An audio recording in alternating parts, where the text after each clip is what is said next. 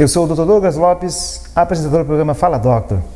Hoje, para finalizar o mês de outubro, dia 30, e sempre a gente faz campanhas e fala a respeito do câncer de mama.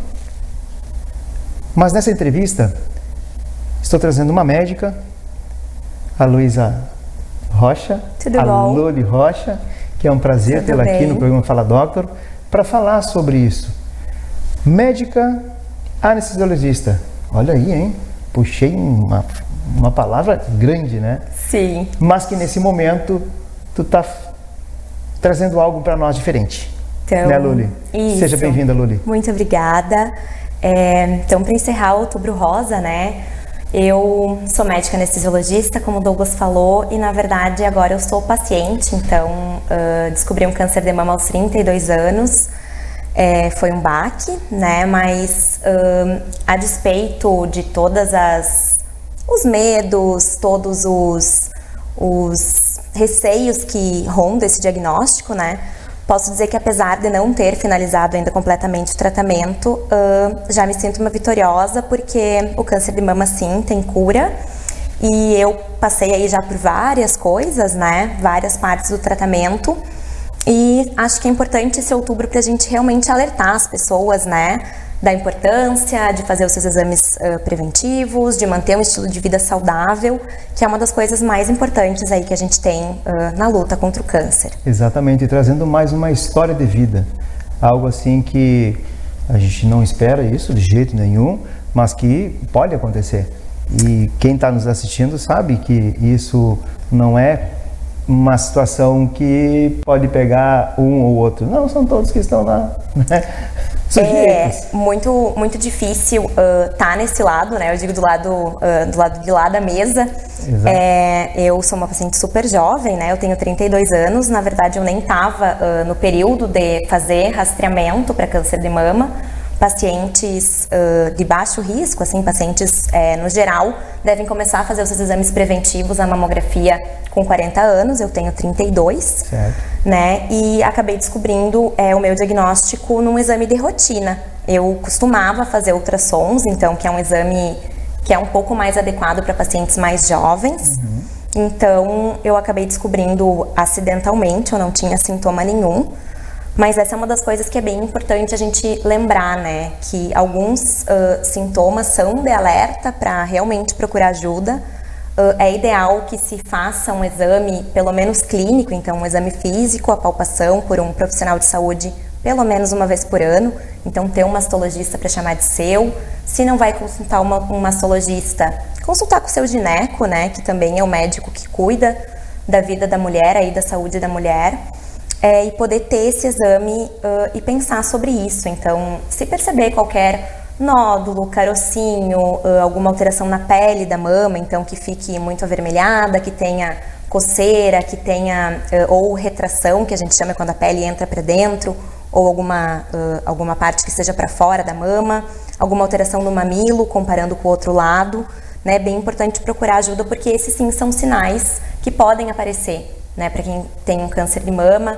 Ínguas também no pescoço, na axila, em cima aqui desse ossinho da clavícula também devem ser investigadas. Se tiverem uma duração aí maior que 3 semanas de duração, tem que procurar um médico para avaliar. Claro. Né? Mas principalmente frisar o papel da prevenção, então, porque o Outubro Rosa começou lá com uma caminhada para pensar sobre o câncer de mama, que foi em outubro, e hoje em dia se tornou aí pelo mundo todo, né? Essa campanha de realmente pensar sobre isso. E essa ação, ela é uma ação conjunta onde todos mesmo, seja até mesmo no lado comercial, né? Que se cria, tu vai ao restaurante, tu encontra o garçom, né, com o laço rosa. Isso. Tu vai numa loja, tu vai em qualquer lugar, se tem hoje esse símbolo. E que isso faz com que redobre a atenção. E falando em atenção redobrada, falaste, né, da situação precoce e também na situação do cuidado com a menina. É importante que a família ela comece a levar ao ginecologista a menina desde cedo, para que tenha um acompanhamento, porque como tu falaste, tu já tinha um acompanhamento de prevenção. Isso. E é o normal. Vou puxar pro meu assado agora. Claro. Né? Se você não leva desde bebê até o dentista, né, não vai saber se ela tem algum problema. Né? Normalmente se tem ali só os cuidados, assim como as demais áreas. Tem que se ter esse cuidado especial com cada um, para que, se acontece no meio do caminho algo que não é para acontecer, que é acima dos 40, mas teve um diagnóstico, olha a importância de se trazer uma cura, né? Uma certeza maior de que aquela doença ela vai ser curada. E não deixar para mais adiante. Então isso é bem importante, assim, de cada mulher conhecer o seu corpo, né? Existe o autoexame ensinado como ele tem que ser feito, e eu não vou entrar nessa seara aqui porque essa não é a minha especialidade, mas você não vai fazer o autoexame, mas pelo menos conheça o seu corpo. Então percebe se tem alguma coisa diferente, se olha no espelho, palpa, para realmente saber como o teu corpo se comporta, né? Numa situação normal, para conseguir identificar quando tem algo alterado. Então isso é bem importante. E outra coisa que eu preciso falar e que eu acho que é uma das coisas mais importantes de trazer neste Outubro Rosa, então, é a mamografia, que é o exame de rastreio que se faz para mulheres assintomáticas. Então, quem não tem nada deve fazer uma mamografia a partir dos 40 anos. Pacientes que têm alto risco para câncer, por exemplo, que tiveram familiar com câncer de mama ou que tem alguma síndrome genética ligada ao câncer, devem individualizar essa indicação de fazer o exame antes ou não. Mas a mamografia é a que a gente chama de prevenção secundária, né? A prevenção secundária é a gente diagnosticar a doença precocemente. Isso realmente é muito importante. Se tratando do câncer de mama, 95% dos cânceres que forem diagnosticados precocemente, então no estágio inicial, eles são curáveis. Então isso é um alento para quem porventura fez esse diagnóstico ou tem uma familiar, a mãe, a tia com esse diagnóstico. Então é curável, né? Nós podemos pensar em cura e cada vez mais vamos pensar em cura frente a todos os tratamentos novos que existem em relação ao câncer de mama. Eu sou formada há 10 anos. Sim. E mudou muito, assim, desde que eu era acadêmica de medicina até agora que eu sou especialista em outra área, já trabalho aí há um tempo, já mudou muito esse arsenal terapêutico que a gente tem. Mas então é curável, sim. Mas o que a gente tem que pensar no Outubro Rosa, na verdade, é a gente falar em prevenção primária. Então, para quem não sabe o que é prevenção primária, é tu impedir o câncer de acontecer. Enquanto a mamografia tu vai diagnosticar ele precocemente, existem várias outras coisas que a gente pode impedir ele de acontecer. E uma das principais coisas, e eu costumo dizer que custa R$0, é o exercício físico. Então, assim, ter uma rotina de atividade física que não ir contra o sedentarismo, que está muito comum na nossa vida, corrida, trabalho, família, né, estudos, aperfeiçoamento, a gente costuma descuidar da própria saúde.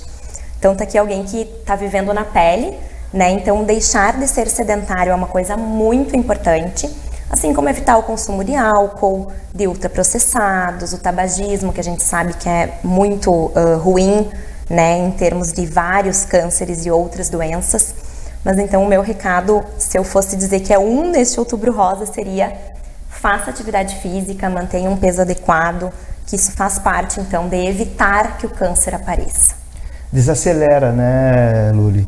A situação é, como a gente sempre fala aqui, é que a gente deve começar a tomar os cuidados da saúde de uma forma que é a questão da água, a questão da corrida, né, o exercício, uma alimentação balanceada, o sono, os vícios, né, que os vícios, seja o álcool, seja o tabagismo, são duas situações realmente que a gente sabe que faz mal, né?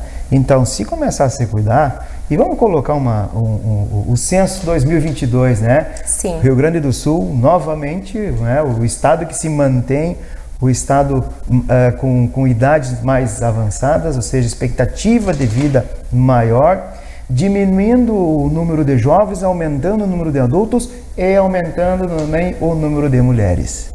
Com isso faz com que se tenha uma situação de cuidado redobrado.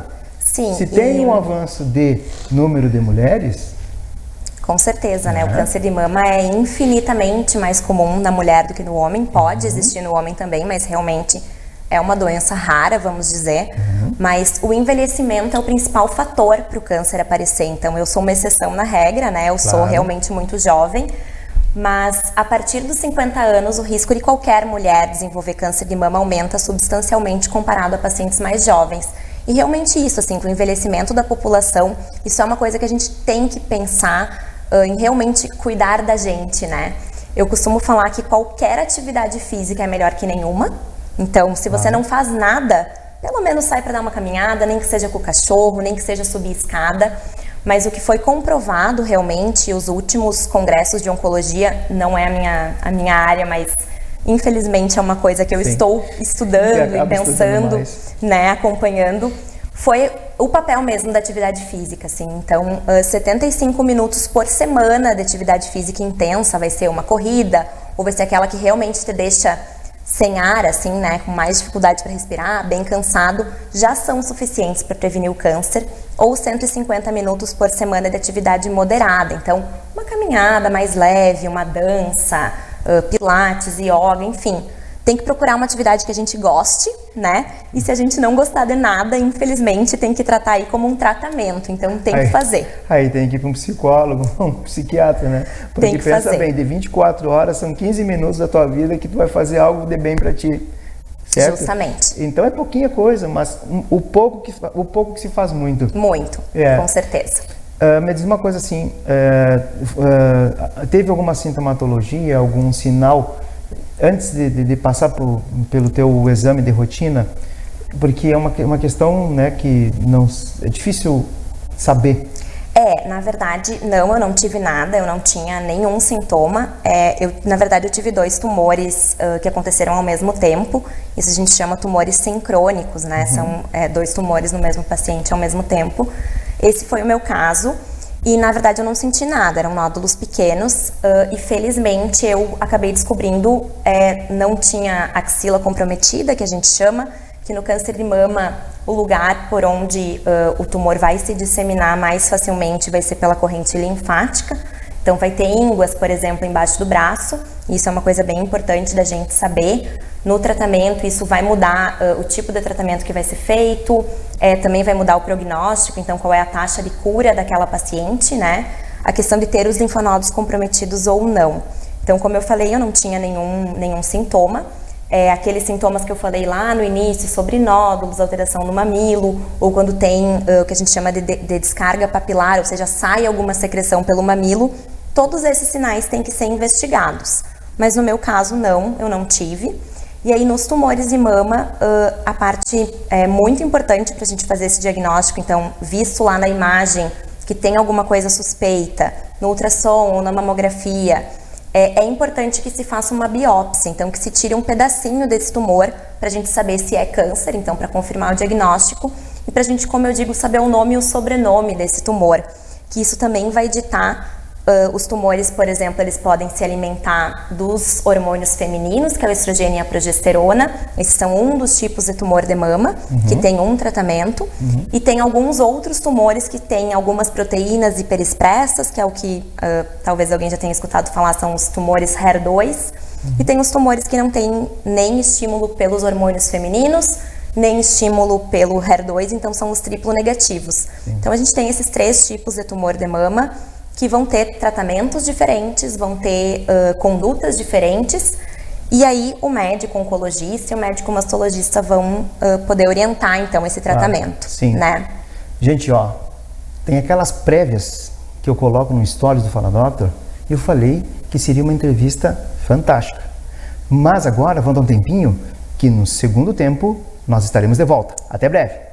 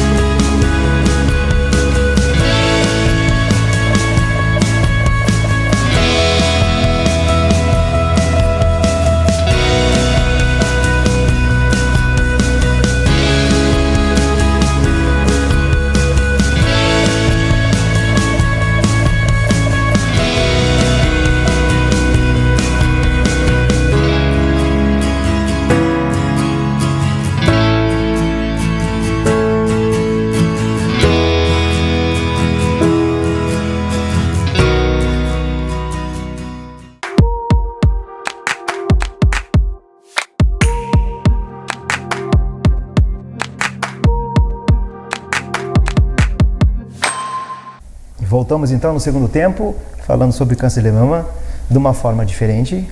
Hoje, quem está como paciente é uma médica e que está aqui contribuindo e muito bem para falar sobre isso. E Luli, que bom que tu colocaste a situação, né, até mesmo o câncer, né, que pode ser também genético, pode ser hormonal, de outras formas, tem o tipo de tratamento, né, tem a dose para cada um. Justamente. E aí depois disso? É muito importante, então, tu teres uma equipe na qual tu confias, então, né, apesar de eu ser médica, a gente estava conversando agora, a gente acaba buscando informação, porque é uma das coisas mais importantes que eu vejo, é que a paciente informada sobre a sua doença, ela consegue entender o que está vindo, então, ela consegue projetar e se preparar para o que está vindo, então, pelas adversidades que ela pode encarar nesse tratamento, que não é fácil. Mas eu acho que a informação realmente é uma aliada, assim, né?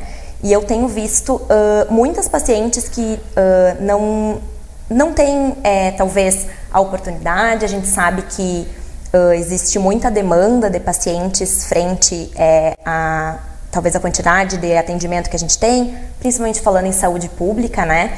Mas isso é bem importante. Algumas pacientes não têm oportunidade ou algumas até têm receio de conversar com o seu médico sobre o seu tratamento e realmente entender o que está acontecendo.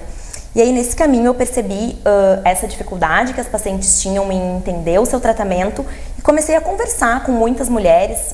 Acabei fazendo um grupo de WhatsApp, que é uma tecnologia aí super fácil, e comecei a conversar com muitas mulheres para tentar explicar o que vinha acontecer, né? Então, no câncer de mama, muitas pacientes vão passar pela quimioterapia. A quimioterapia tem o objetivo, de evitar que o câncer se espalhe. Então, a gente sabe que o tumor, ele está na mama, mas ele vai... a tendência do câncer é se espalhar, infelizmente. É uma replicação das células desgovernada. Então, a primeira coisa, a quimioterapia tem este papel, então, de evitar que o câncer se espalhe, né? Além disso, a quimioterapia que é feita antes da cirurgia, então...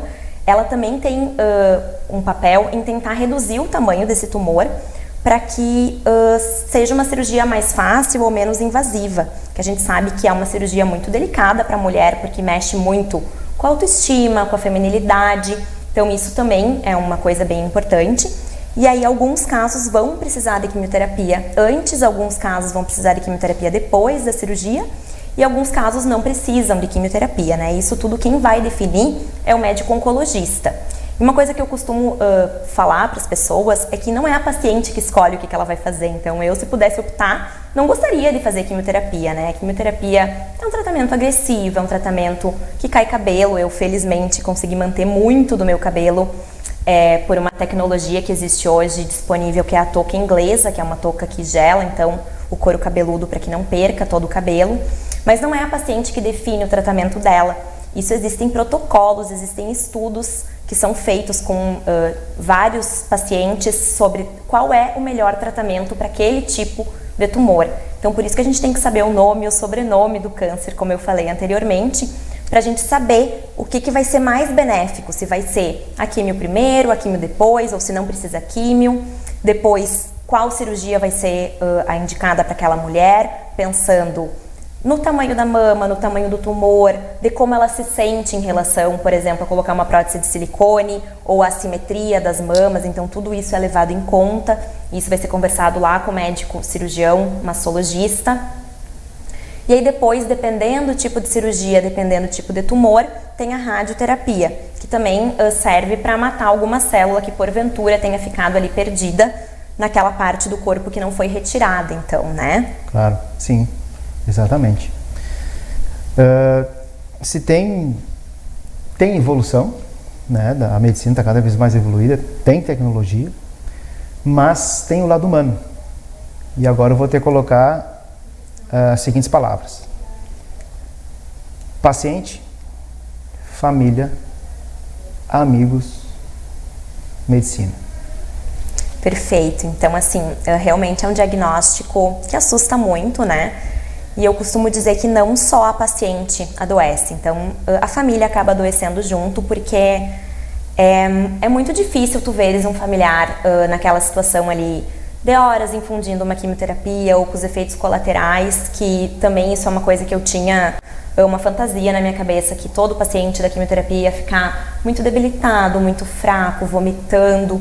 E isso, na verdade, não é uma regra para todo mundo, né? Existem muitas medicações novas que diminuem muito a incidência de náusea e vômito, então eu posso dizer que eu tive uma vida praticamente normal durante a quimio, eu consegui manter atividade física, consegui fazer várias outras coisas, apesar de estar com a defesa bem baixa. Isso foi uma das coisas que inclusive me tirou do centro cirúrgico, me tirou do meu trabalho, porque realmente eu sou uma profissional que estou muito exposta a secreções, a infecções hospitalares que vão acabar sendo muito ruins para um organismo que está com as suas defesas baixas, né?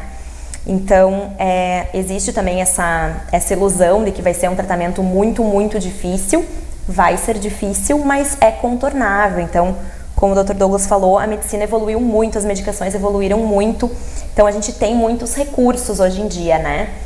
Mas eu costumo falar que a família realmente é uma base, é um porto seguro que tu tens, justamente para entender as tuas limitações no dia que tu vai estar mais cansada, ou para te ajudar a cuidar da dieta, de não comer nenhum alimento que possa estar contaminado. Então, pacientes em quimioterapia evitam os crus, né, porque são mais difíceis de higienizar.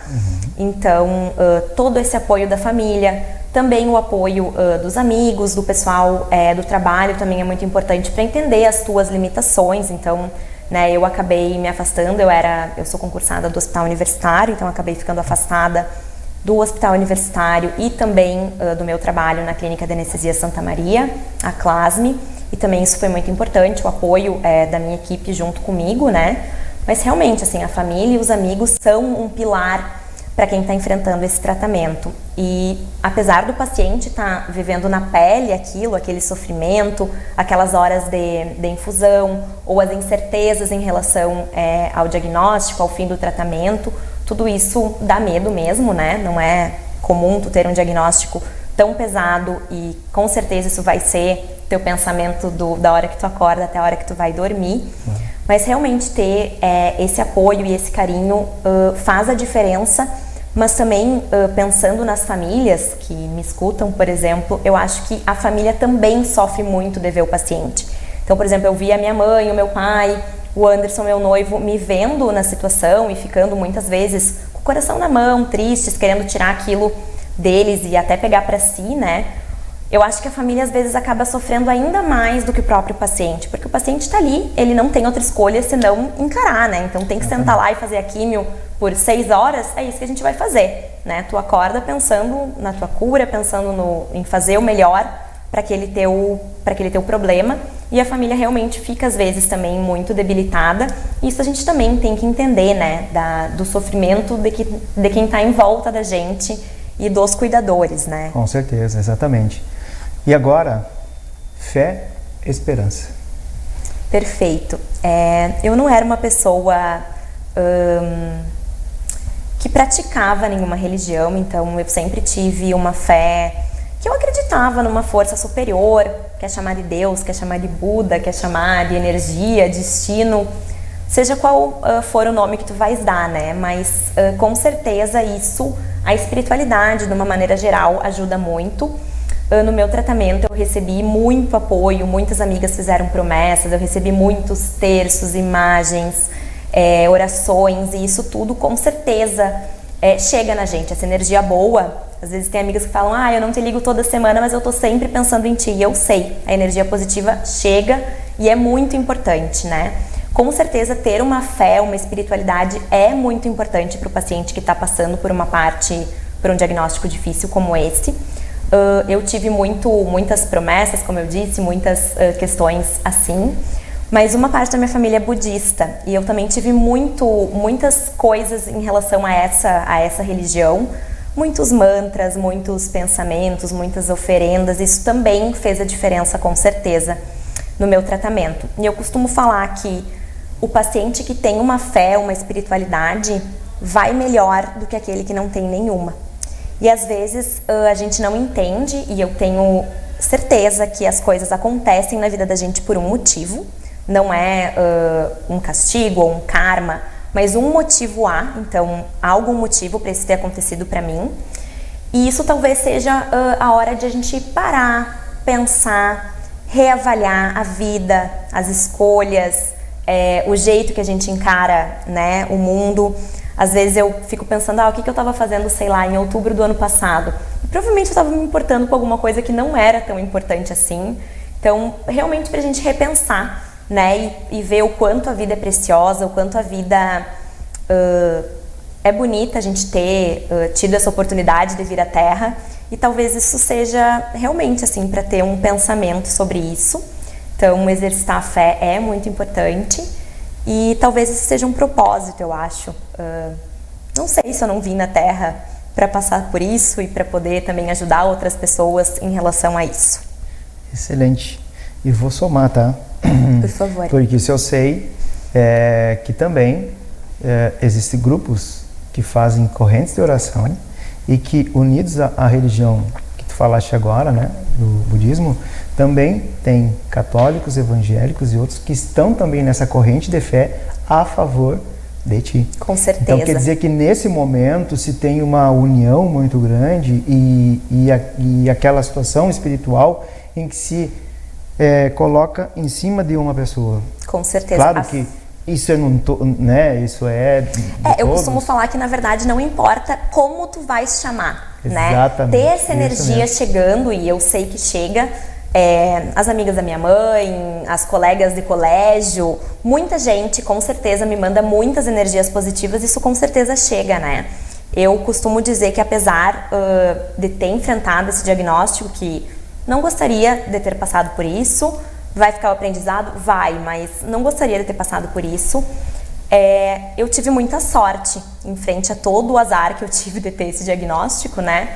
De ter descoberto o diagnóstico cedo, de ter tratamento disponível, da medicina ter evoluído tanto, de ter um plano de saúde que, né, me apoia, ter uma situação em casa também que me apoia, ter um noivo, um pai, uma mãe presentes. Isso tudo realmente faz a diferença. Mas tu se ocupares de momentos bons, tentar aproveitar mesmo os momentos ruins. Então eu costumo usar o humor às vezes até para dar uma risadinha aí da desgraça, porque isso faz a diferença. Tu ter na cabeça um mindset pensando no positivo, pensando no bom, com certeza repercute no corpo, não há dúvida disso, né? Que ter uma visão positiva ou tentar pelo menos frente às adversidades pensar positivo, para mim faz diferença num tratamento como esse. Gente, eu quero que cada um de vocês leve para o seu sono toda essa reflexão que a Luli está falando agora. Que fantástico isso. Eu fiquei muito agradecido quando ela aceitou o convite de vir até o Fala Doctor, e que a gente não mede a situação do outro lado, o quanto ela sente, né? Mas ela, com a sua atitude, sua coragem, o que ela está fazendo hoje é algo que cada um, e como tu disse, missão. Nós vemos para esse mundo para uma missão. E a missão não é de fazer banditismo, não é de fazer ruindade, é de fazer a bondade ao próximo. E para si também. Muitas pessoas estão até fazendo ruindade para si, né? Que é o pior. Mas da tua atitude, de tudo que tu falaste nesses dois tempos, algo de uma forma profissional, tecnicamente falando, mas algo também como humana, né? Nós trouxemos todos os pilares. Nós trouxemos num primeiro momento os 4 pilares que eu te perguntei e depois os 2 pilares, no lado corporal e no lado espiritual. Isso é uma união em que todas as pessoas têm que estar ligadas a isso. Perfeito. E Luli, infelizmente eu gostaria de estar mais tempo aqui contigo, falando sobre isso. Mas temos o Cast Doctor, que nós vamos combinar, e vai ter mais convidadas juntos que vão nos complementar de uma forma também, né, do lado profissional e do outro lado. E como sendo uma tradição já isso, é de deixar a mensagem para esse público que está nos assistindo. Nossa, difícil. Mas eu acho que uma das mensagens é essa, assim, tentar parar, olhar a vida de uma maneira positiva, tentar avaliar realmente o que vale a pena a gente se incomodar ou deixar de se incomodar. Outra mensagem bem importante é: faça os seus exames, tenha um médico para chamar de seu, se cuide e cuide do seu corpo. A gente sabe que esse é um templo, né? Então a gente tem que nutrir o corpo de hábitos saudáveis, exercício físico, de boa alimentação, e tudo isso faz diferença aí pra gente que quer ser velhinhos saudáveis, né? Exatamente. A gente quer levantar da cadeira sozinho, quer ter uma autonomia na velhice, e é isso que eu recomendo, então, nesse Outubro Rosa. O censo já mostrou que nós estamos no caminho, né? Bem então, isso. cada um faz a sua parte. Perfeito. Loli, mais uma vez, muito obrigado. Obrigada a você. Com essa água abençoada, vamos brindar a vida, né? E muito obrigada pelo convite. E obrigado a você que está nos assistindo. E até a próxima. Tchau. Outra, finalizando o Outubro Rosa com chave de ouro. Até a próxima. Tchau.